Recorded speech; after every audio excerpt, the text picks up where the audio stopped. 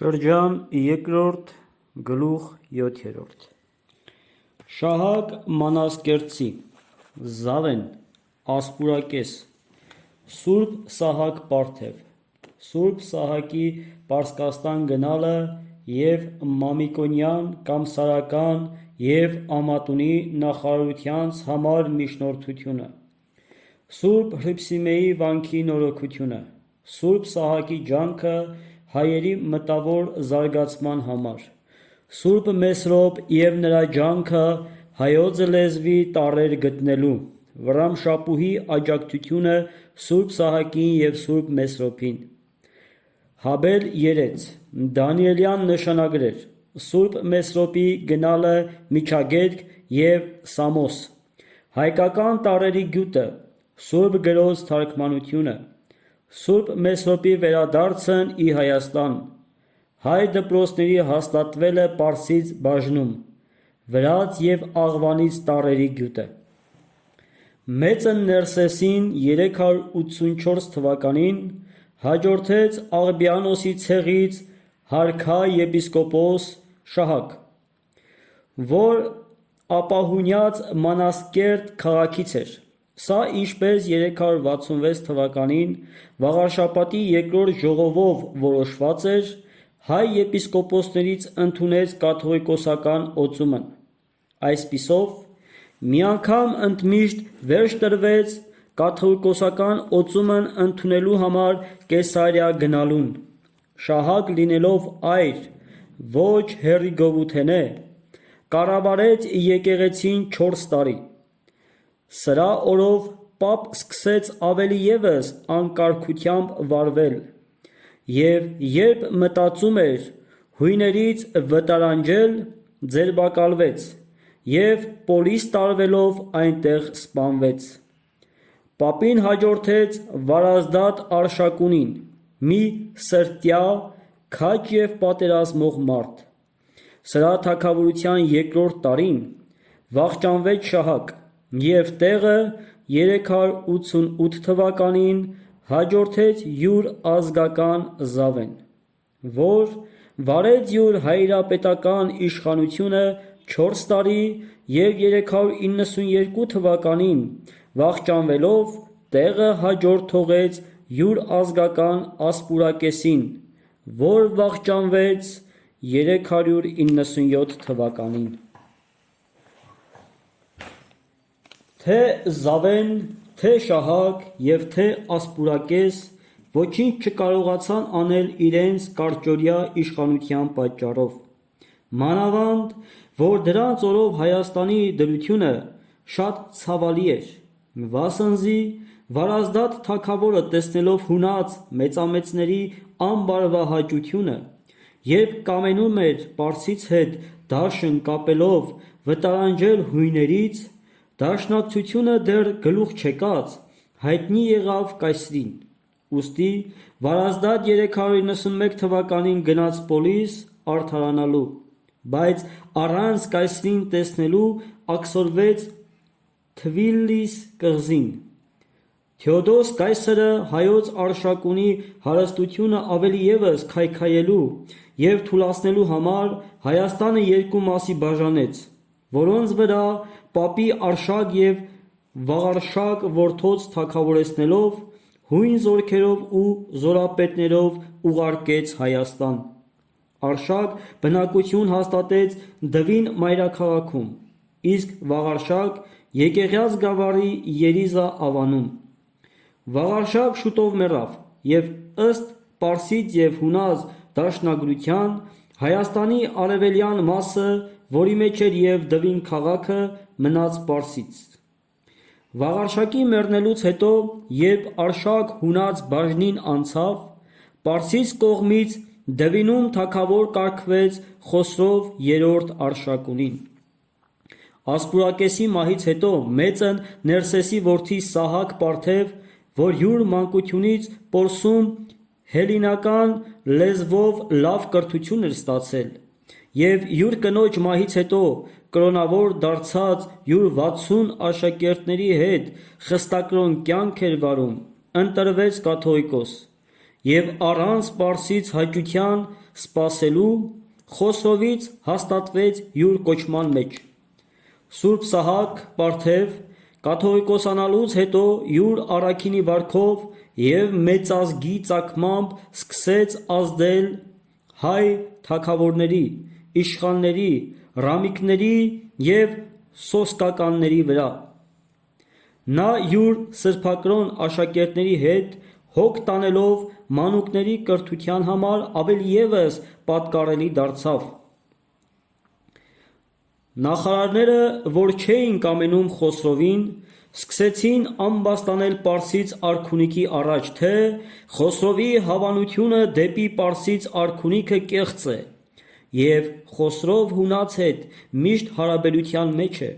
եւ այս հաստատելու համար մեջ էին բերում Հունաստանում կրթված Սուրբ Սահակի կաթողիկոսությունը, որ հաստատել էր Խոսրով առանց Պարսից գիտության։ Այս ամբաստանությանը նշանակություն տվեց Շապու Պարսից թագավորը եւ Խոսրովին յուր մոտ կանչեց։ Երբ Խոսրով մերժեց, Շապուհի հրամանով նրա Արտաշիր որդին ծանր զորքով եկավ Հայաստան։ Սահակին գահընկեց արեց եւ Խոսրովի տեղ նրա Վռամշապու եղբորը թագավոր նշանակելով վերադարձավ Պարսկաստան, հետը տարավ շղթայակապ Խոսրովին եւ անհուժ բերդում փակել տվեց։ Սուրբ Սահակ Պարթև Սահականուշ անվամբ մի դուստր ուներ, որ տվել էր Համազասպ Մամիկոնյանին ի կնություն։ Երբ սպարապետ Սահակ ասպետը մեռավ, Սուրբ Սահակ Պարթև խնդրեց Խոսրովին եւ ապա Վռամշապուհին Համազասպին կարգել սպարապետ։ Վռամշապուհը նոր կասկածանած տեղի չտալու համար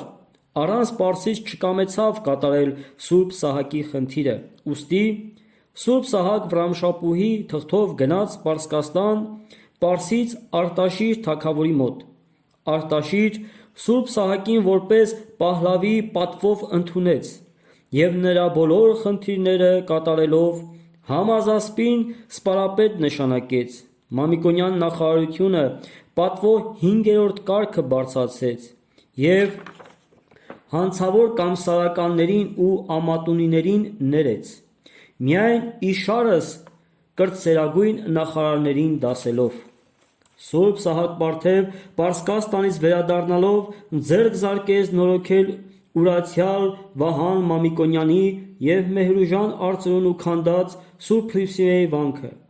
ուր գտնելով Սուրբ Գրիգոր Լուսավորչի խաչաձև կնիքով կնքված Սուրբ Հրիփսիմեի տապանը, ինքը ևս կնքեց եւ ամփոփելով գերեզմանի մեջ տոն հաստատեց։ Որչափ եւ Հայաստանի քաղաքական վիճակը տխուր պատկեր էր ներկայացնում յուր քայքայված եւ երկպարակտյալ դրությամբ, այնքան մխիթարական էր եկեղեցական վիճակը, որովհետև հայ հայրապետները անձնվեր իրենց ստանձնած պաշտոնին, աշխատում էին լավ հոգևորականների մասնակցությամբ ժողովրդյան բարոյական եւ մտավոր զարգացման համար։ Այս տեսակ հայրապետներից առաջինը հանդիսացավ Սուրբ Սահակ Պարթև։ Նրան ձեռնտու գտնվեց Վռամշապուհ եւ օժանդակ Սուրբ Մեսրոպ Մաշտոց։ Սուրբ Մեսրոպ Մաշտոց Տարոնո Հացեկած գյուղից էր, Վարդան անուն մի առաքինի մարդու զավակ։ Սա մեծացել եւ ուսել էր մեծը Ներսեսի մոտ, որի մահից հետո արքունի դռան քարտուղար նշանակվեց։ Վարժ լինելով հելեն, պարսիկ եւ ասորի դպրության հմուտ էր նաեւ աշխարհական կարգերին եւ զինվորական արվեստովը ցանկալի յուր զորականներին։ Սակայն Սուրբ Մեսրոպին չկարողացան հրապուրել աշխարհային մեծությունները։ Նա թողեց բոլորը,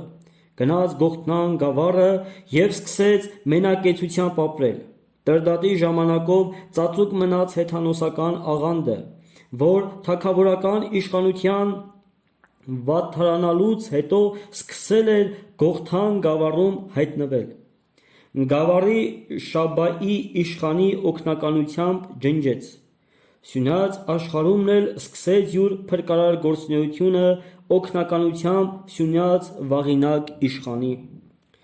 Սուրբ Մեսրոպ քարոզելու ժամանակ շատ նեղություն էր կրում, վասնզի ինքն էր կարդում և թարգմանում, իսկ ուրիշներ, որ միայն կարդալ գիտեին, իսկ թարգմանել ոչ,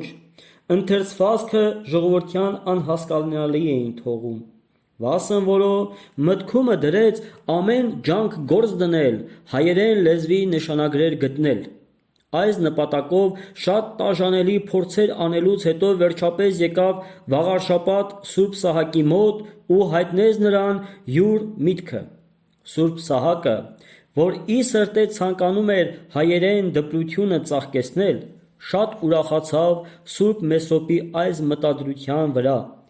և եպիսկոպոսների ժողովին հայտնեց Սուրբ Մեսրոպի ցանկությունը։ Վրամշապու թագավորը նոր վերադարձած լինելով միջագետքից պատմեց, թե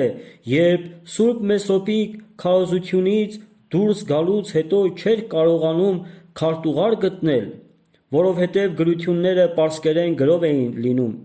Միջագետքում մի Հաբել անուն քահանա խոստացավ հայերեն լեզվի համար գործածական դարձնել յուր մերձավոր Դանիել եպիսկոպոսի հարմարեցրած հին նշանագրերը։ Ժողովը լսելով թագավորից այս, խնդրեց հոգալ այս մասին, իսկ թագավորը գործին համակող յուր հավատարիմ Վահրիչ Խադունուն ուղարկեց միջագետք։ Վահրիչ Հաբելի հետ գնաց Դանիելի մոտ և հմտանալով Դանիելյան հին նշանագրերին, որ կարգավորած էր հունական տառերի ձևով, բերեց Հայաստան։ Սուրբ Սահակ և Սուրբ Մեսրոպ փորձով տեսան, որ Դանիելյան այդ հին նշանագրերը բավական չէին հայերեն լեզվի բոլոր հնչյունները արտաբերել, ուստի սկսեցին կատարելագույնին հետամուտ լինել։ Սուրբ Մեսրոպ յուր սկսած գործը չկամեցավ կիսատ թողնել։ Ինքն յուր աշակերտների հետ անձամբ գնաց միջագետք։ Դանիելի մոտ առաջին եղածից ավելին չգտնելով գնաց Եդեսիայի դիվանի վերակացու Ոմն ճարտասան հեթանոս Պղատոնի մոտ։ Պղատոն ևս ոչինչ չկարած օգնել, բայց խորհուրդ տվեց գնալ յուր վարժապետ Եպիփանի մոտ։ Սուրբ Մեսրոպ Եպիփանին մեռած գտավ։ Ուստի յուր աշակերտներից մի մասը հունական, մի մասն էլ ասորական կրթության հանձնելով Փյունիկեից անցկացավ գնաց Սամոս, Եպիփանի աշակերտ Հելեն դպրության հռչակավոր գրիչ Հռոփանոսի մոտ։ Սուրբ Մեսրոպ սրանից էլ շահ չստանալով Աստծո ապավինեց և խոր մտածմունքի մեջ խորասուզված ժամանակ հոգվո աչքերին երևութացած տեսավ աջ ձեռքի թաթ, որ մի վեմի վրա գրում էր Այբ, Եչ, Ը, Ի, Ո, Վյուն տառերը։ Այս տառերը տպավորվեցին նրա մտքում, որոնց ձևակերպեց Հռոփանոսի հետ։ Սուրբ Մեսրոպ յուր Հովհան եկեղեցացի և Հովսեփ Պաղնացի աշակերտների հետ սկսեց Սուրբ գրքի հայերեն թարգմանությունը նորագյուտ տառերով, առաջին անգամ թարգմանելով Սողոմոնի առակները և հոգ տանելով միանգամայն յուր փոքր աշակերտներին գրչության արհեստը սովորեցնելու։ Վրամշապուհի թագավորության 6-րդ տարին 405 թվականին Սուրբ Մեսրոպ հայոց նշանագրերը ձեռքին մտավ Հայաստան։ Թագավորը, հայրապետը և բոլոր ավագանին անպատում ուրախությամբ ընդունեցին նրան։ Այս առաջին ոգևորությունը անցնելուց հետո Սուրբ Մեսրոպ Վրամշապուհի և Սահակի աջակցությամբ և հրամանով ուսուցանելու համար ժողովեցին Վաղարշապատ քաղաքի ուժեղ, առողջ, փափկաձայն և երկարօքի, երկար շունչ ունեցող ընտրյալ մանուկներ։ Պարսից բաժնում սկսեց Սուրբ Մեսրոպ ուսուցանել, դպրոցներ հաստատել, բայց Հունած բաժնից, որի վրա այն օրից, երբ հայ հայրապետները իրենց եպիսկոպոսներից սկսեցին Սուրբ օծումը ընդունել, հույները Կեսարիո եպիսկոպոսին էին իրավատեր համարում։ Յուր առաքելական քարոզությունը ու վարդապետությունը շարունակելու համար Սուրբ Սահակ հայրապետի հավանությամբ յուր աշակերտ Տիրայր Խորձենացու, Մուշե Տարոնեցու և այլոց հետ գնաց Կողտնյաց գավառը։ Այնտեղ ձեռնատվությամբ տեղվույն Շաբաթ իշխանի և նրա գիտ որդու քրիստոնեական ուսման գործը հարաշ տանելու համար ամեն գյուղում և գավառում վանականներ կարգելուց հետո անցավ Սյունյաց աշխարհ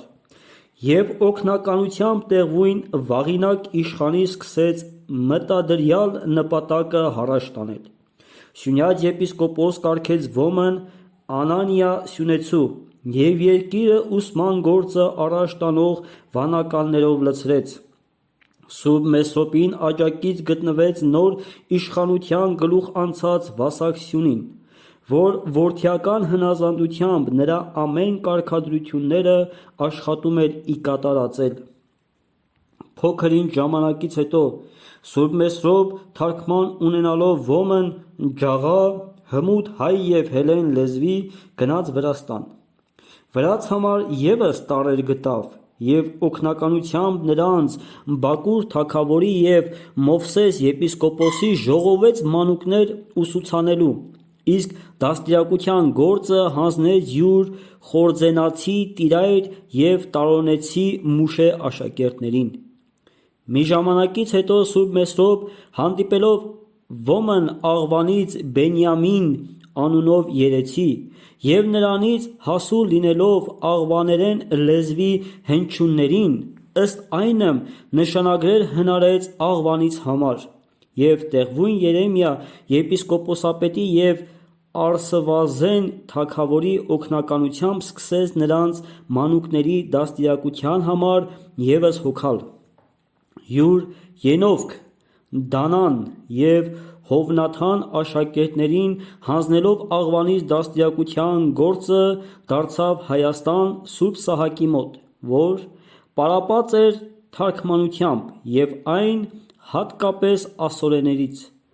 որովհետև հունարեն գրքերը նախ որ այրված էին Մեհրուժան արծրունուց և երկրորդ որ պարսիկները չէին թողնում հունարեն ուսանել։ Վերջ երկրորդ շրջանի 7-րդ գլխին։